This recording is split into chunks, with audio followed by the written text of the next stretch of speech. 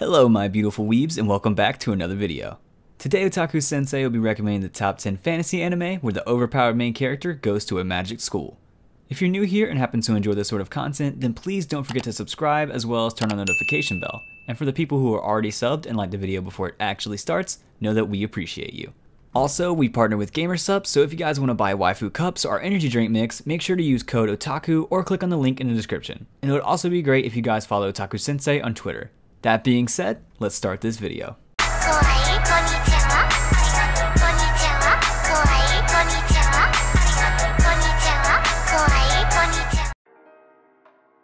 We kickstart this list with Unlimited Fafnir. The story takes place in a world where supernatural monsters known as dragons once existed. 25 years ago, they caused widespread damage and burnt everything in their path, after which they mysteriously vanished.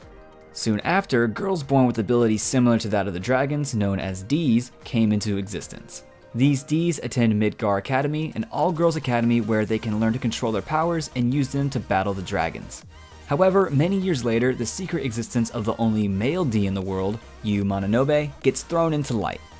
Against his wishes, he is forcibly enrolled into the academy where he accidentally stumbles upon a girl named Iris Freya, in a state of undress. Embarrassed, she attacks him in self-defense, but the attack ends up getting backfired. Now, Yu must forge relationships with the other girls in the academy, which includes his adoptive sister, Mitsuki. Together, they must battle against the dragons and uncover the reason behind their sudden disappearance and reappearance. In 9th place, we have Trinity VII. The story starts like this. Arata Kusuga lived a normal life together with his cousin and childhood friend, Hijiri Kusuga, in a small town. However, everything changes on the day of the Black Sun, which caused the breakdown phenomenon which destroys the town where he lived and takes Hijiri away. As Hijiri starts disappearing, she hangs a grimoire around his neck, asking it to protect Kasuga. Shattered by losing Hijiri and all of his other friends and family, Arata asks for his world to be good again, which leads to the grimoire artificially reconstructing his normal life and making him forget both the destruction of his city and Hijiri's disappearance. Lilith Asami, a mage, is sent to investigate the ruins, and she finds the powerful spell in their stead. She makes Arata remember the actual events, and consequently the spell is broken, but not without the grimoire telling him that Hijiri is still alive.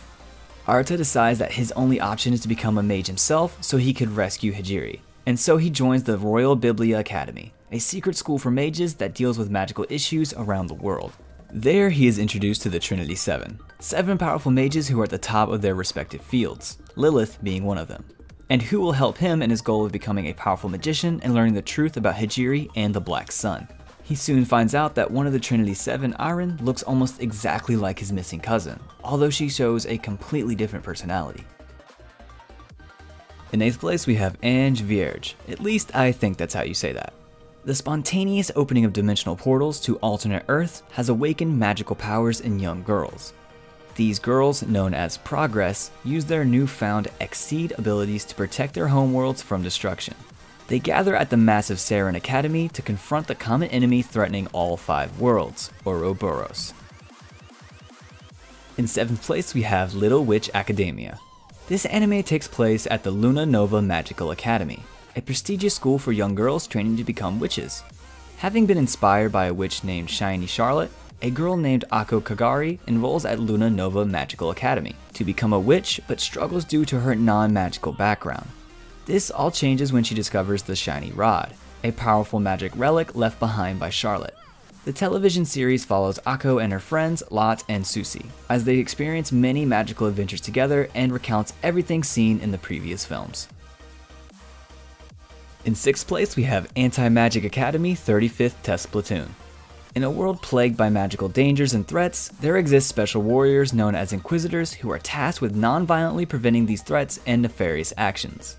The Antimagic Academy is a specialized school built to educate and train these Inquisitors, which splits its students into small squads in order to train them to work together.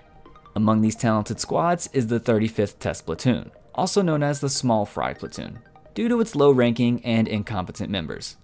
However, everything changes when Oka Otori, a powerful yet rebellious former Inquisitor, is forced into joining due to her tendency to break rules and committing a serious violation, the killing of a witch. Tempers flare upon her arrival as she clashes with their very clumsy captain, Takeru Kusanagi, and argues with the rest of the squad over her views on witches. This eclectic group has a long way to go if they wish to succeed and climb the ranks of the Antimagic Academy. They must first set aside their differences and come to work together as a team. In 5th place, we have Maburajo. In the world of Maburajo, everyone is born with the ability to use magic and are thus labeled magicians. However, the magical ability of each person is not equal. The number of times you can use magic determines the amount of respect you receive, and since one's magical power is determined at birth by traits and genetics, those who have a bloodline stemming from famous magicians are highly sought after. Having the lowest magic count in Aoi Academy, Kazuki Shikimori is looked down upon by his classmates and seen as a nearly worthless magician. However, his bloodline consists of many great magicians throughout the ages, meaning that while he may not be a great magician, his offspring could be. This leads him to being sought after by 3 different young women.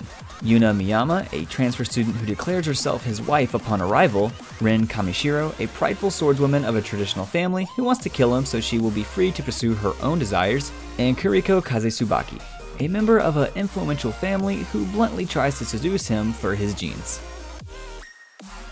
In 4th place, we have My Holy Weapon. One day, while being attacked, Chang Tian unintentionally invokes an artifact called Jiao Bai that protects him from a terrible fate. After this, he finds himself on a battlefield where he will fight alongside several other people like him, able to invoke artifacts. In 3rd place, we have Rewrite. Kaze Matsuri, a modern, well-developed city renowned for its burgeoning greenery and rich Japanese culture, is home to Kotaro Tennoji, a high schooler least privy to the place's shared values. Content to fill his pockets with frivolity, the proud and noisy boy wastes away his time pestering the self-proclaimed delinquent Haruhiko and indulging in his amorous feelings towards the oddball Kotori. Equipped with the superhuman ability to permanently rewrite any part of his body to multiply his strength or speed, Kotaro is naturally drawn to the supernatural. One special meeting with the lone member of the president of the Occult Research Club, the witch Akane Senri, leads to Kotaro reviving the occult club by recruiting Kotori and 3 other members: the clumsy transfer student Chihaya, the strict class representative Lucia, and the unassuming Shizuru. As Kotaro unveils hidden secrets of each member of the occult club through their shared adventures, he will inevitably encounter a fate that only he might be able to rewrite. In 2nd place, we have the 8th Son. Are you kidding me? Shingo Ichinomiya was once a single company worker until the day he fell asleep and woke up in a magical fantasy world as a little boy named Wendelin von Benno Baumeister, the 8th son of the noble Baumeister family.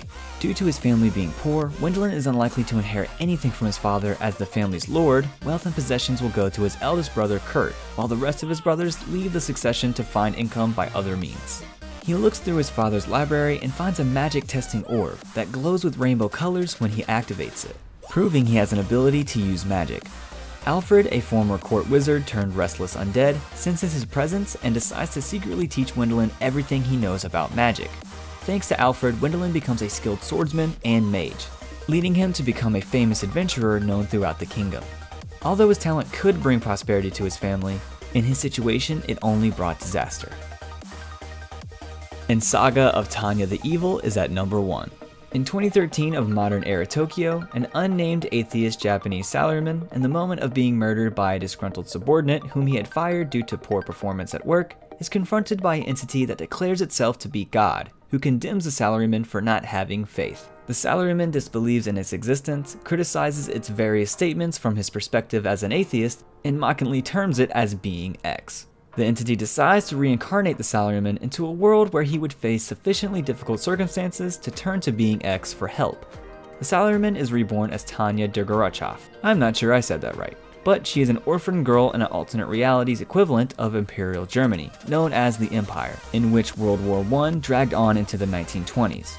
According to Being X, if Tanya either does not die a natural death or refuses to have faith in it, her soul will leave the cycle of reincarnation and will be sent to hell for the countless sins that Tanya has committed in her previous life. In search for an escape, Tanya decides to join the Empire's Mage Corps and fight in the war, hoping to reach a high enough rank as fast as possible to remain far from the battlefield, and in this way avoid the risk of being killed. Even if she's now forced to speak with a young girl's lips, Tanya soon turns into a ruthless soldier who prioritizes efficiency and her own career over anything else, even the lives of those beneath her, especially those that get on her bad side.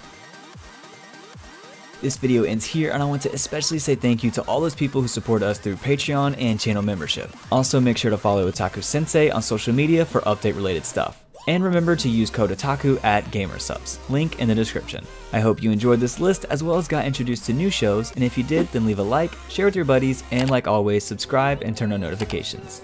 Until next time, try to keep the comments section wholesome. Peace out.